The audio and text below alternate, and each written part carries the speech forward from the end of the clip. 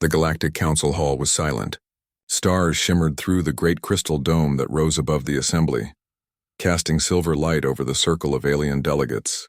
Hundreds of worlds were represented there, creatures of every color and form. Yet among them stood only one human. Captain Arik Voss, the representative of Earth, stood straight in his dark blue uniform. His eyes moved from one alien face to another, searching for a sign of fairness, of reason. But all he saw were cold stares and hidden fear. A soft hum echoed as the Chancellor of the Council, a tall being of pale blue skin and glass-like eyes, rose from her seat. Her voice was calm but heavy with finality. "Members of the Council, the vote is concluded," she said. "By majority decision, humanity's expansion rights are hereby suspended. No human vessel may travel beyond the Sol system. All existing colonies will come under direct Council supervision." The hall erupted in murmurs, some in agreement, others in discomfort. Arik's heart sank. He had expected resistance, but not this. He stepped forward, his voice steady, though anger burned behind his calm tone. "With respect, Chancellor, humanity has done nothing to deserve this. We have followed every law, paid every treaty due. Why are we being punished?" The Chancellor tilted her head. "Punishment? No, Captain Voss, this is protection, both for you and for the rest of the galaxy. Humanity's rapid growth concerns many. You build faster than we can regulate. You experiment with technologies even the Council forbids." Arik's jaw tightened. "You fear us because we think differently. Because we move forward." A low growl came from one of the larger counselors, a reptilian warlord from the Drathan species. "You humans have no restraint. Every cycle you discover new weapons, new engines, new machines that threaten balance. Do not pretend innocence." Arik's voice grew sharper. "Balance? You call it balance when the Council controls who may reach the stars and who must remain grounded?" The Chancellor raised her hand, silencing the room. "Enough, the decision stands. Humanity will remain within Sol. Council fleets will be stationed near your colonies to ensure compliance. Violations will be met with immediate response." For a moment, Arik could not speak. His mind raced through the memories of humanity's journey. The first colony on Mars, the great cities on Luna, the mining outposts across the asteroid belt. All of them were symbols of unity, of progress. And now, all of it was being taken away. At last, he spoke quietly. "You call it protection, but it feels like a cage." The Chancellor's expression did not change. "Then perhaps you should learn to live peacefully within it." When the meeting ended, Arik walked alone through the long glass corridors of the Council spire. Outside, ships of every design glided between orbiting platforms. The galaxy looked peaceful, but he could feel the tension underneath, the quiet unease that followed every major decision. He stopped by a window and stared out at the stars. "They fear us," he whispered to himself. "Not because we're dangerous, but because we remind them of what they used to be." Back on Earth, news of the Council's decree spread across every screen. In the cities of New Geneva and Sky London, crowds gathered in protest. On Mars, banners were raised demanding independence. And in the orbiting colonies, workers refused to surrender their stations to alien overseers. Within weeks, Council peacekeeping ships arrived, sleek, silver vessels bearing the symbol of unity. But their presence felt like chains. They began inspecting cargo, controlling communication, even restricting ship launches. It was called supervision, but to humanity it was occupation. At the United Earth Command in Geneva, Arik met with the High Council of Nations. The room was filled with men and women, leaders, scientists, generals, all sharing the same expression of disbelief and rising anger. Arik stood before them and said, "We are no longer free among the stars. The Council has taken our right to explore, to grow, to dream. They say it's for our protection, but it's fear, pure fear of what we might become." An old scientist, Dr. Elena Harrow, shook her head. "They watched us for centuries. They saw our wars, our mistakes. They never trusted that we could change." General Cade, a broad-shouldered officer from the Lunar Defense Fleet, slammed his fist on the table. "And now they've surrounded our worlds with their fleets. If that's not occupation, I don't know what is." Elena turned to Arik. "What do we do, Captain? Fight? We can't win against the whole galaxy." Arik looked at her with quiet determination. "We don't fight yet. Not until we understand what they're planning. The Council never makes a move without reason." That reason came sooner than expected. 3 weeks later, a human convoy carrying supplies to the Europa Research Station was intercepted by a Council patrol. The alien commander claimed the convoy had violated the new restrictions. When the humans refused to turn back, the patrol opened fire. The convoy was destroyed. Thousands died. The images spread across every screen in the solar network, burning ships drifting in the blackness of space. For a brief moment, silence fell upon all human worlds. Then came the rage. People shouted in the streets. Workers on Mars refused to cooperate with alien supervisors. On Luna, engineers began shutting down council-controlled relays. Even on Earth, where calm once ruled, riots broke out in cities. The message was clear. Humanity would not kneel. Arik stood in the command center of Earth's orbital defense platform, watching as the chaos unfolded. The Council had sent another fleet to maintain order. To him, it was only another step toward total control. Dr. Harrow entered the room, holding a tablet filled with reports. Her voice trembled with both fear and anger. "They fired on civilians, Arik, civilians! And now they're claiming it was an accident." He looked up at her, his face calm but his eyes burning. "There are no accidents in the Council's laws. Everything they do is planned," she nodded. "Then we have no choice. We have to prepare." Arik turned toward the large viewing window where Earth glowed below, blue and fragile against the blackness. "Yes," he said softly. "But not for war, not yet. We prepare to survive, and one day when the time comes, we'll make them see what humanity truly is." Months passed. The Council's fleets increased in number. Communication between colonies became restricted. Human shipyards were shut down. The galaxy turned a blind eye, unwilling to challenge the Council's will. But deep within the shadows of the asteroid belt, a different story was beginning. A small group of human engineers and soldiers, former commanders, scientists, and shipbuilders, had disappeared from official records. Rumors whispered of secret facilities hidden among the rocks, of new ships being built far from the Council's sensors. These whispers reached Arik through coded transmissions. He didn't know who led them or where they operated, but he understood their message. Humanity was not done yet. One evening, standing on the balcony of his residence on Earth, Arik watched the stars once more. The sky above was filled with quiet points of light, the same stars that had once promised freedom. Now they felt distant, unreachable. A voice behind him spoke. It was General Cade. "They think they've won," the general said. "They think we'll sit quietly under their watch." Arik turned slightly, a faint smile on his face. "That's what they always think." Cade stepped forward, his voice low. "You've heard the rumors. The hidden shipyards, the missing scientists. Do you think it's true?" Arik's eyes remained on the horizon. Hope has a way of surviving even in the darkest times. If the rumors are true, then humanity hasn't surrendered. It's waiting. He turned to Cade, his voice steady and calm. "Let the Council believe they've broken us. Let them think we are weak. Because when we rise, we'll rise together, and they won't be ready." Far away on the Council's capital world of Virelon Prime, the Chancellor watched a holographic report of Earth's unrest. Her advisors urged stronger control, perhaps even direct intervention. But as she gazed at the image of Earth turning slowly in space, a quiet worry touched her thoughts. She whispered to herself, "They learn too fast. They adapt too easily. If we push them too hard..." She did not finish the sentence. Because deep down, even she knew the truth. The Council's defiance had begun something it could no longer control. The red dunes of Mars shimmered beneath a pale sun. Once, the human colonies here had been proud symbols of progress. Domed cities filled with engineers, scientists, and dreamers. Now they were silent under the shadow of alien warships. Council banners flew over the domes of New Horizon City, and alien patrols walked the streets with authority. The air that once hummed with the sound of machines now carried the heavy silence of fear. Captain Arik Voss stood inside an observation chamber, gazing at the distant horizon. He had arrived under the pretext of negotiation, but he knew it was already too late for talk. The Council had no intention of restoring human freedom. They wanted control, complete and lasting. Beside him stood Dr. Elena Harrow, holding a datapad filled with reports. Her voice was low but determined. "They've taken over our factories, the oxygen plants, the water systems, even the research labs. They're saying it's to maintain safety, but we both know what that means." Arik nodded slowly. "They're dismantling our independence, piece by piece." Outside, a convoy of alien soldiers marched through the main street.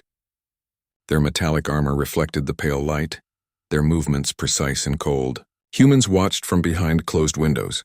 The world that had once belonged to them was slipping away.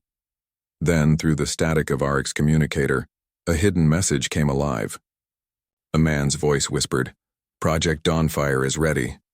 No name, no location, and just those words before the signal cut off. Elena looked at him sharply. "Project Dawnfire? What is that?" Aric turned to her, his eyes glinting with something fierce. "It's hope," he said simply. "The one thing the Council cannot destroy." That night, under the red glow of Mars' twin moons, Aric met with a group of trusted humans in a quiet underground facility. The air was thin, the lights dim, but the fire in their eyes burned brighter than any sun. General Cade was there, his broad shoulders filling the narrow corridor. Alongside him stood engineers, pilots, and scientists, all wearing plain work clothes to avoid suspicion. Aric spoke first. "The Council believes humanity is broken. They think their fleets and laws can keep us contained. But what they don't understand is that humans have always risen higher when cornered." An engineer named Lyra Chen stepped forward. "We've been working in secret since the Council's blockade began. We've rebuilt old mining stations into hidden factories. We've got prototypes of a new ship design. Faster, smaller, harder to detect. We call them Ghost Hawks." Cade raised an eyebrow. "And the weapons?" Lyra smiled faintly. "You'll like them. Rail-driven plasma accelerators. No Council shielding can stop them." Elena stared at them in disbelief. "You mean you've been building warships in the asteroid belt?" "That's suicide. If the Council finds out, they won't," Aric interrupted quietly. "Not until it's too late." He looked around the room, his gaze steady. "This isn't about revenge. This is about survival. If we don't fight back now, we'll lose everything. Our freedom, our history, even our right to exist." The room fell silent. Then one by one the others nodded. Humanity's rebellion had begun. Weeks passed in secrecy. Messages were carried by coded transmissions. Supplies were smuggled through asteroid routes. The hidden factories of Project Dawnfire worked day and night, their workers swearing silence under pain of exile. Everywhere, quiet resistance grew. On Earth, university students formed underground networks. On Luna, engineers sabotaged alien communication towers.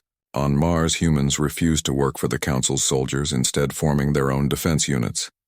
Aric moved carefully between the colonies, always under disguise, always being watched.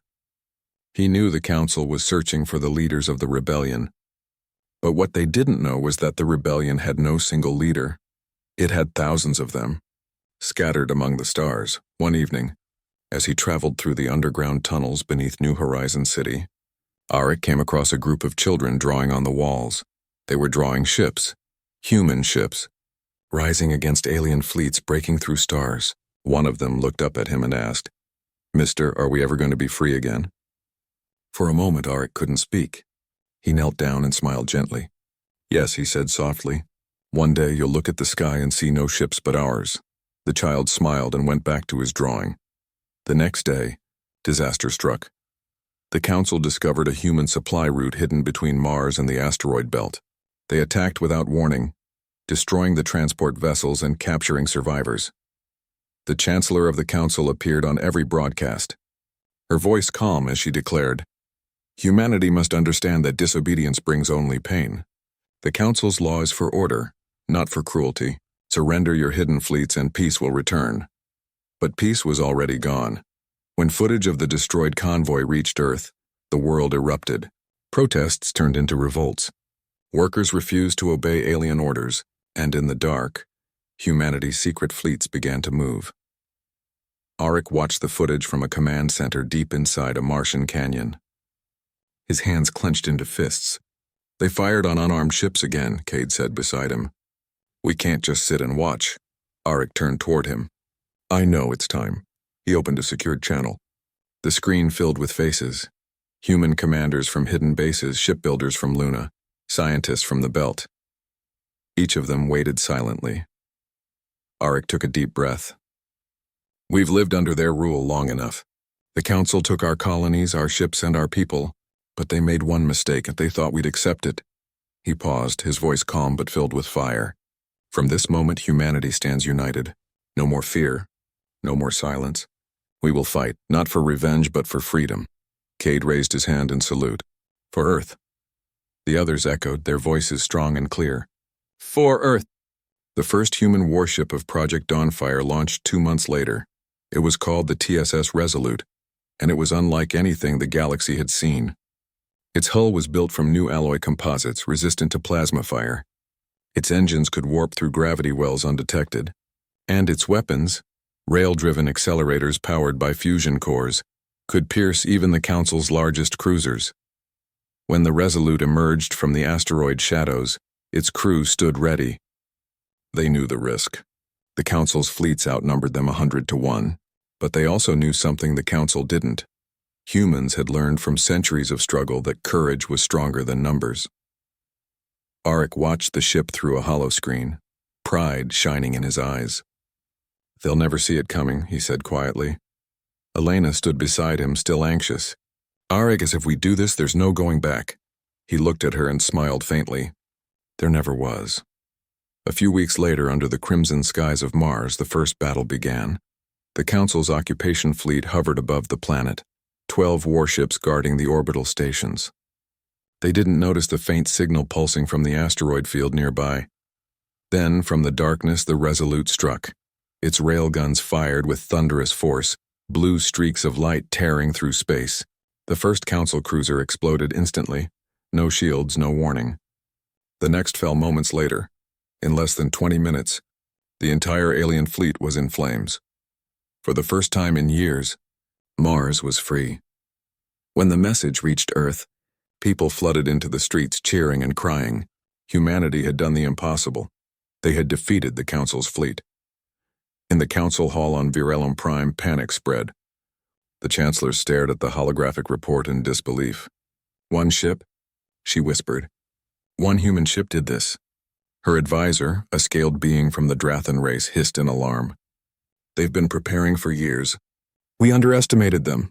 The Chancellor clenched her hands. Then we will show them the full strength of the Council. Send every available fleet to Sol. Humanity must be brought to heel. But even as her words echoed through the hall, she sensed it. The change had already begun. Humanity was no longer under control. On Mars, Arik stood on the surface, watching the dawn rise over the red horizon. The war had only just begun, but in that quiet moment, hope filled the air like light. Elena stood beside him. They'll come for us now, she said softly. Arik nodded. Yes, and this time we'll be ready. He looked toward the sky where distant stars shone faintly. Somewhere out there, the Council was preparing its revenge, but Arik smiled, for he knew something powerful had awoken. The unity of a people once divided, now burning with a single purpose. Humanity had found its fire again, and this time no one would put it out. The flames of rebellion had spread like lightning across the stars. What began as a whisper on Mars now echoed from one end of the solar system to the other. Humanity had risen, and this time, the galaxy was watching. The victory at Mars had become a symbol, a spark that awakened courage in every human heart. For the first time in decades, people no longer spoke with fear but with pride. Children on Earth pointed to the night sky saying, "That's where our people fought and won." But Captain Arik Voss knew that one victory was not enough. The Council's fleets were vast and they were gathering strength. Sooner or later, the full weight of the galaxy would fall upon humanity. That was why he had called for the next phase of their plan, the formation of the Terran Legion. Hidden deep within the asteroid belt, massive shipyards worked in silence. From the outside, they looked like simple mining stations, but within, they were alive with activity. Thousands of engineers and pilots trained without rest, building ships that would stand against the Council's power. The air was filled with the hum of engines, the clang of metal, and the steady rhythm of determination. Humans from every colony had come, from the deserts of Mars, the icy tunnels of Europa, and the orbital cities of Earth. They all came with one dream, to protect their home and earn their place among the stars. Arik walked through one of the vast hangars, his boots echoing against the steel floor. Around him, workers adjusted armor plating on new vessels. The ships were unlike anything the galaxy had seen before, sleek, dark, and deadly. Dr. Elena Harrow joined him, her face glowing in the reflection of engine lights. "Every day they build faster," she said proudly. "We've learned to recycle Council tech, use it against them. The Legion's fleet will be ready soon." Auric stopped beside a towering battleship still under construction. Its name was carved across its side in bold letters, TSS Valiant. He smiled slightly. "It's beautiful," he said quietly. "Built by human hands for a human cause." Elena nodded.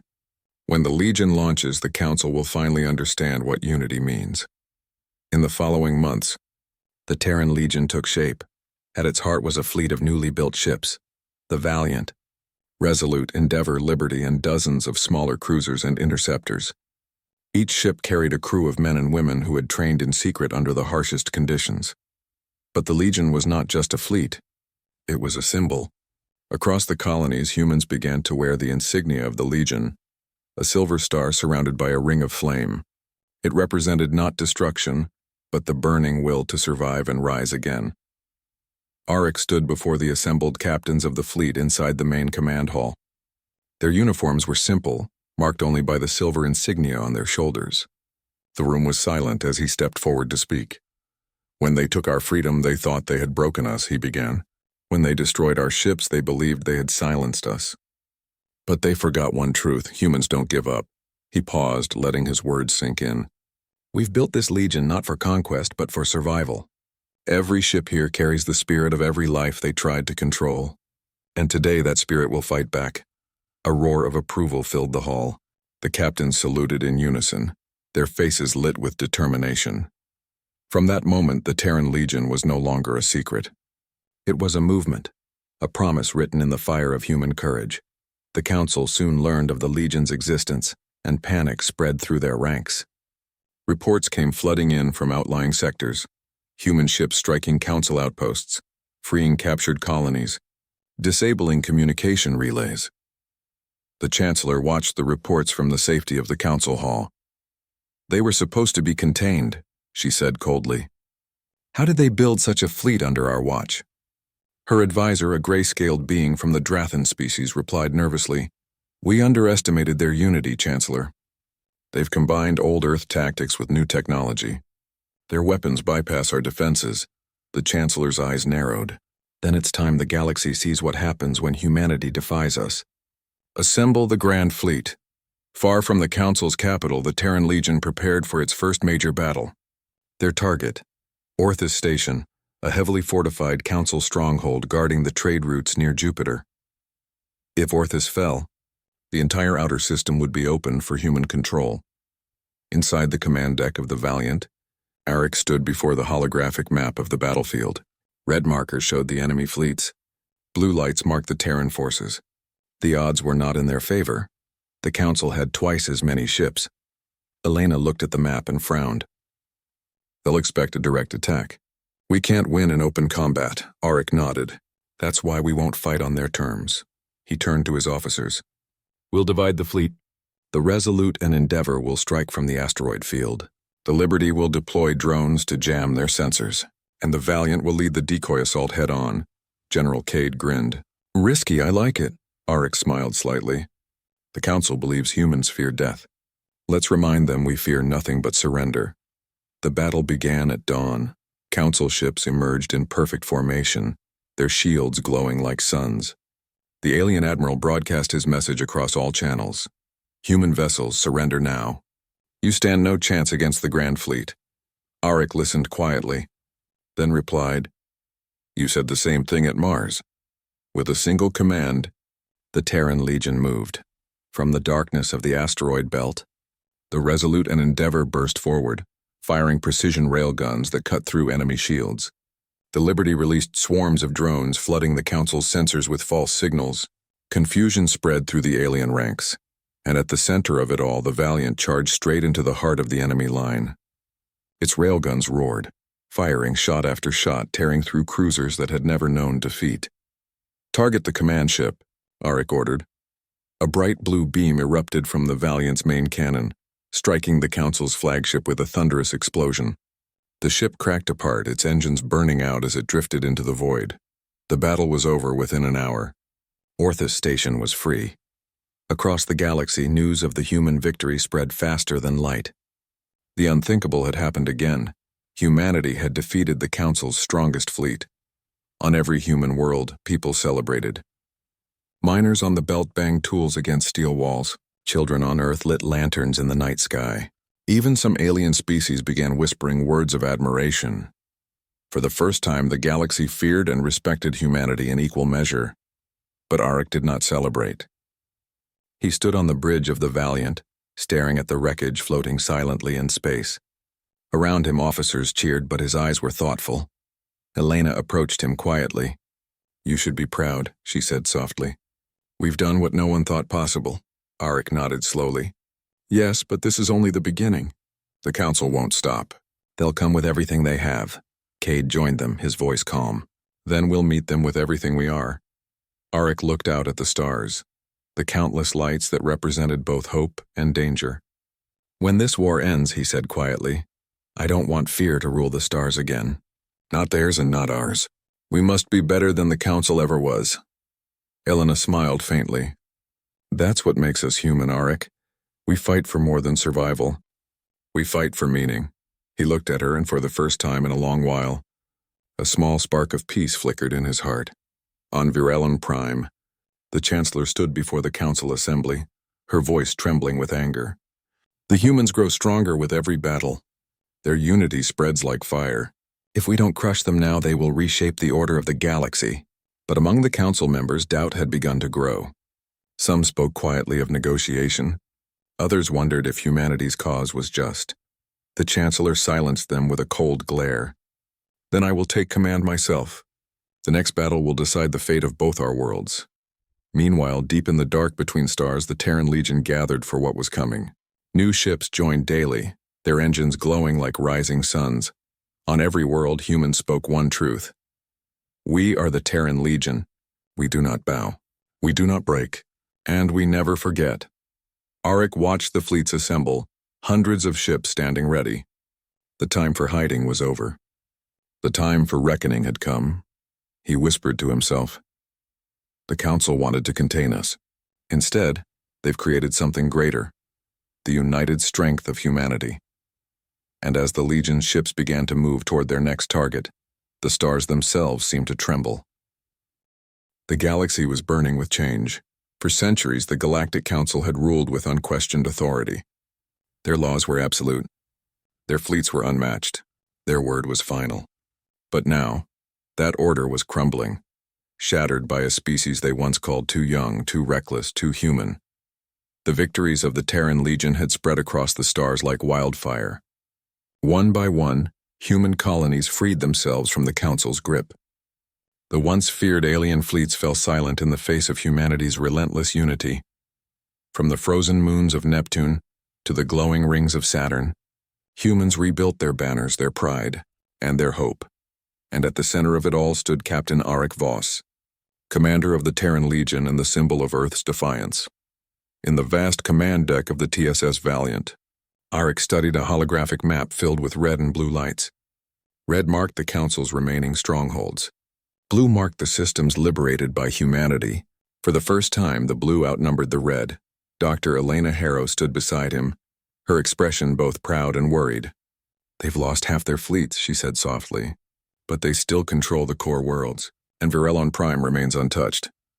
General Cade, who was leaning on the tactical console, nodded grimly. "That's where they'll make their final stand.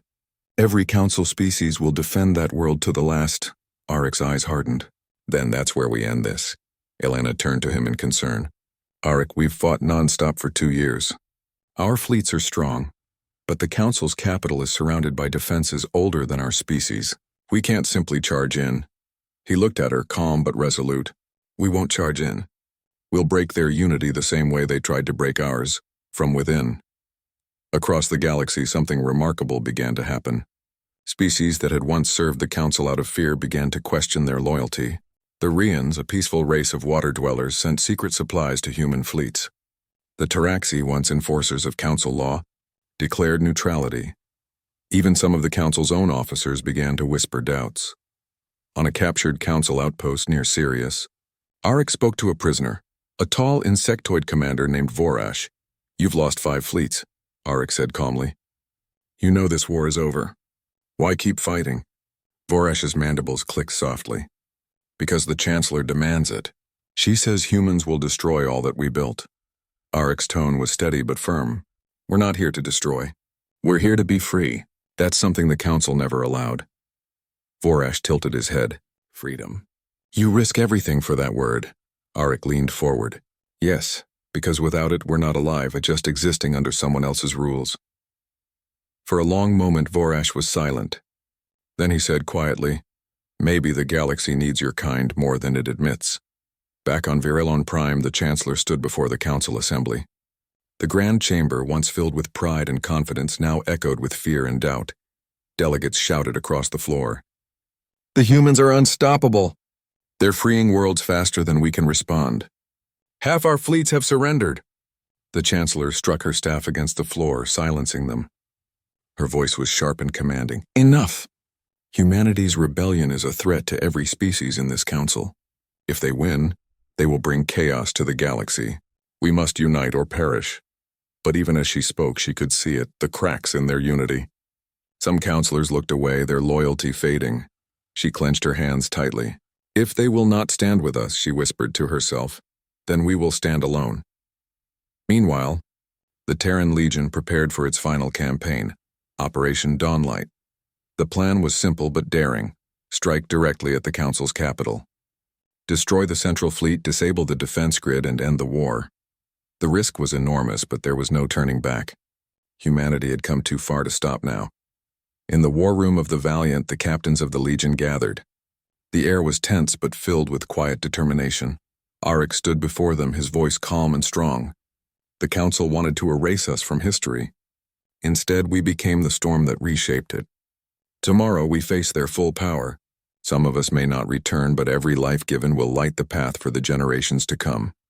He paused, letting the silence settle. Remember this, they fought for control. We fight for freedom, and that makes us stronger than all their fleets combined. The officers rose and saluted. The meeting ended, but the words stayed in their hearts like fire. The day of the final assault dawned. 1,000 human ships emerged from warp near GalacticPrime. Battleships. Destroyers, carriers, all bearing the mark of the Terran Legion. Before them stretched the Council's Grand Fleet, nearly twice their size, glittering like a wall of light in the darkness of space. Inside the Valiant, Arik watched as the enemy formation appeared on the main screen.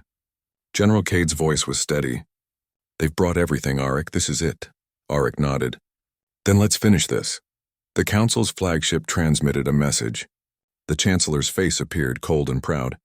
Humanity, you have defied the will of the galaxy. Surrender now, and I will spare your worlds. Arik's reply was quiet but clear. You tried to cage us, Chancellor. You called it peace. But peace without freedom is only silence, and humanity will never be silent again. He turned to his crew. All ships advance. The space between fleets exploded in light. Railguns thundered. Plasma bursts streaked through the void. Missiles arced between ships like falling stars. The clash of technology and will turned the darkness into a storm of color. The Terran Legion fought like no force ever had. Their ships moved with precision, their pilots working as one. Human creativity turned every weakness into strength. Where the Council fought with tradition, humanity fought with invention. The Resolute dove between enemy cruisers, its engines roaring as it fired through 2 at once. The Liberty deployed its drone swarms, blinding the enemy sensors, and the Valiant charged straight into the heart of the battle, its railguns glowing like twin suns. But the Council fought fiercely too. Their dreadnoughts fired heavy cannons that tore through smaller ships. Entire sections of the Terran fleet were lost. On the bridge, Elena called out, "Shields at 40%. Cade shouted, "Enemy cruisers closing in!" Arik's voice remained calm. "Target their flagship. If the Council loses command, the rest will fall apart." The Valiant's main cannon charged, humming with power. Across the void, the Chancellor watched from her throne aboard the massive ship Eternal Promise. "End this," she ordered her crew. The 2 flagships fired at the same moment. The beams met in the middle, shaking space itself. Energy crackled and tore through the darkness. For a heartbeat, everything went white. When the light cleared, the Valiant was still standing. The Eternal Promise was burning. Its shields shattered. flames spilling into the black void. Arik stood at the viewing window, breathing slowly. "Transmit message to all fleets," he said. A young officer nodded. "Ready, sir?" Arik spoke clearly. "This is Captain Arik Voss of the Terran Legion. The Council's flagship has fallen. The war is over. Ceasefire and surrender. No more blood needs to be spilled." Silence followed. Then one by one, Council ships began to power down their weapons.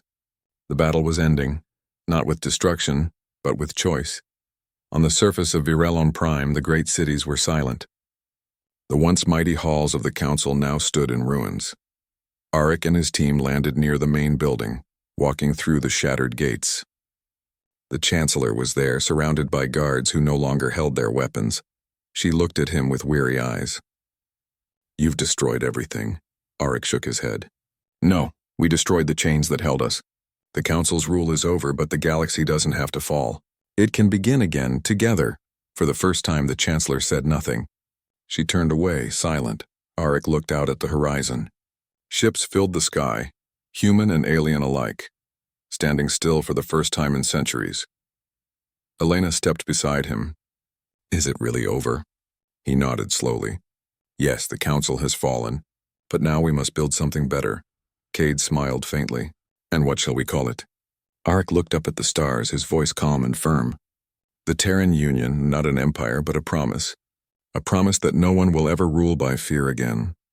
That night, as the fires of war faded, the stars above ViewRelon-Prime shone brighter than ever before. Humanity had faced the impossible and won, not through cruelty, but through unity, courage, and the unbreakable will to be free. The Council had fallen, but humanity was just beginning. The war was over. The Galactic Council, once the most powerful force in the known universe, had fallen. Its fleets were scattered, its cities quiet, and its grand chambers stood in ruins. But victory did not bring celebration, only silence. Across the stars, both humans and aliens watched the aftermath with disbelief. The galaxy had changed forever, and everyone felt the weight of what had been done. Captain Arik Voss stood on the balcony of the Council Palace on ViewRelon-Prime. The twin suns shone dimly behind clouds of smoke that drifted from the city below. It was strange to stand here, in the very heart of the government that had once ruled over humanity with cold authority. Now, it was humanity standing here instead. Behind him, Dr. Elena Harrow and General Cade approached quietly. "The Council members are being gathered in the main chamber," Cade said. "The people want justice," Elena frowned. "Justice, yes, but we must not repeat their mistakes." Arik nodded, his eyes still fixed on the horizon. "We didn't fight to become what we hated. We fought to be free." He turned and walked down the marble corridor where the sound of his boots echoed softly. The once bright walls of the Council building were cracked and darkened by fire. The great banners of the alien empires torn and faded. As Arik entered the central chamber, every eye turned toward him. The remaining Council delegates, alien leaders from dozens of species, sat in silence. Some looked angry, some ashamed, others simply lost. Arik walked to the center of the hall. His voice, calm and steady, carried through the air. "Members of the Council," he began, "your fleets have surrendered. Your cities are under our protection. Humanity does not seek revenge, but the truth must be spoken." He paused, looking around at the faces of those who once looked down on him. "For generations we trusted you. We followed your laws. We believed your promises. And what did you do?" His tone sharpened, though he kept it controlled. "You took our worlds. You silenced our people. You called it peace, but it was fear. Your fear of us." The Chancellor, weary and pale, rose from her seat. "Captain Voss," she said quietly, "you do not understand. Humanity's growth was too fast. We feared you would bring chaos to the galaxy." Arik met her eyes. "And so you tried to stop us by force. You called it protection. But we saw it for what it was, control." The hall was silent. Even the guards at the doors stood still. Elena stepped forward, holding a tablet in her hands. "We found your secret archives," she said. "The vote to isolate Earth was not about balance, and it was about destruction. You planned to erase humanity completely." A murmur ran through the hall. Some delegates looked shocked. Others turned their faces away. The Chancellor closed her eyes, ashamed. "It was never meant to go that far." Arik's voice softened slightly. "Maybe not. But you allowed it. And now the galaxy has paid the price for that decision. He looked at them one last time. The council is no more. Its rule ends today. From this moment forward, every world shall govern itself, not by fear, but by choice. Outside, the skies of Virelum Prime were filled with ships, modern, human, and alien alike, floating silently above the capital. The war was finished, but the scars would take centuries to heal. Broadcasts from the surface spread across the galaxy. The image of Captain Arik Voss standing before the defeated council became a symbol of change. To some, he was a hero. To others, a warning. But to all, he was proof that humanity could not be broken.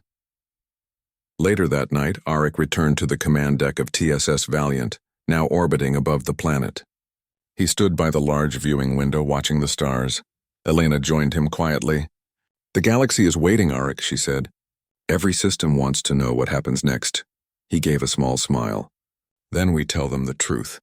Humanity isn't here to rule. We're here to rebuild, to make sure no one ever suffers what we did." Cade entered the bridge. His usual stern expression softened for once. "We've received signals from other species. The Rians, the Taraxi, even the Corlans. They want to join us. They call it a new alliance." Arik nodded slowly.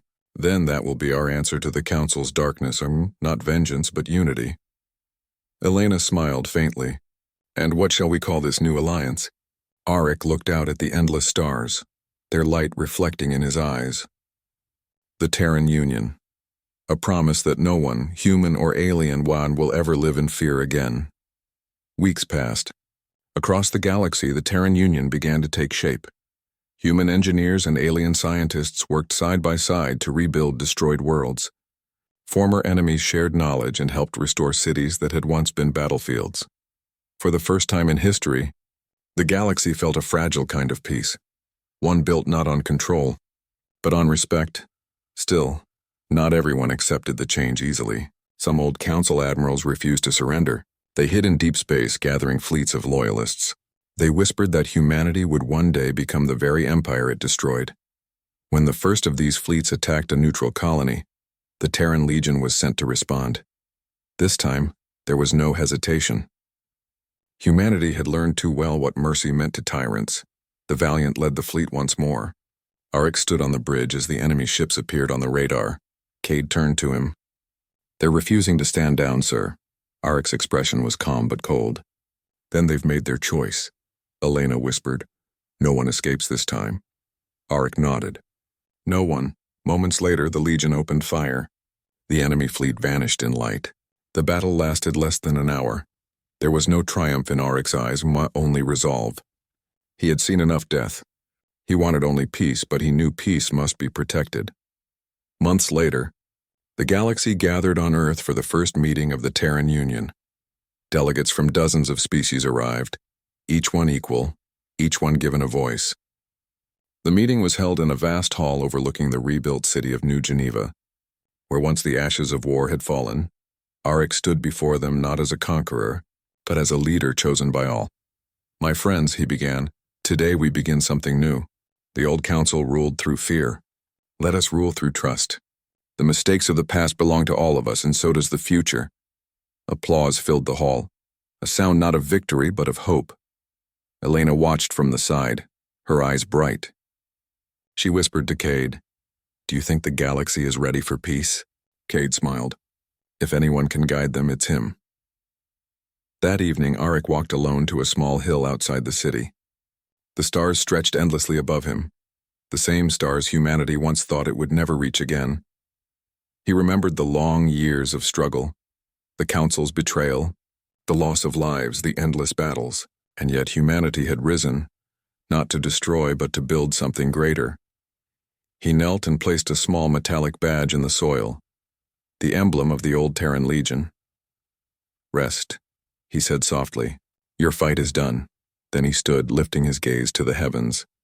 Ships from every world shone like fireflies in orbit, their lights blending together, human, alien, all part of one great sky. Arik smiled. "We warned them," he whispered. "This time no one escapes humanity's wrath, because it was never about vengeance, and it was about freedom." The wind carried his words into the quiet night. The stars shimmered brighter, as if the universe itself was listening. And somewhere, far beyond the rim of known space, new worlds waited, untouched, unknown, and ready for the next chapter of humankind's story, for humanity had not reached its end. It had only just begun.